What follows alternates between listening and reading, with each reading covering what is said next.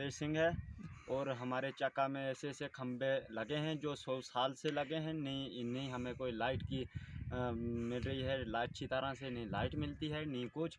और कुछ ऐसी तारें हैं जो कि हमारे दरख्तों पे लटकाई है। अगर कहीं फॉर एग्ज़ाम्पल हम जाएंगे दरख्त के ऊपर कहीं डाली काटने, तो उस टाइम अगर हम डाली काटने जाएंगे, अगर गीला दरख्त है उस टाइम अगर हमें करंट पड़ सकती है, हम गिर भी सकते हैं।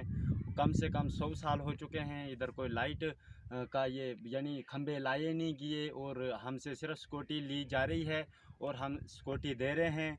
हमने AW तक भी बात पहुंचाई कि हमें खंबे दो और ये लकड़ी के जो खंबे हैं इनको उतार दो। सामने हमें खंबा लकड़ी का दिखाई दे रहा है और लकड़ी का खंबा लगा है।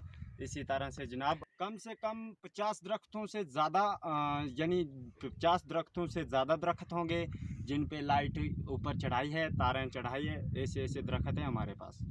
महकमा ने यही बोला कि आजकल करते करते हमें वो लटका रहे हैं, आगे आगे दिहाड़ी चढ़ा रहे हैं वो बंदे। हाँ बिल्कुल बिल्कुल आ सकता है, सामने तो दिखाई दे रहे हैं। जैसे हमारे पास लकड़ी का खंबा है, अगर गीला है हम इसको हाथ लगाएंगे तो ऑलरेडी वो तो हो सकता है सर।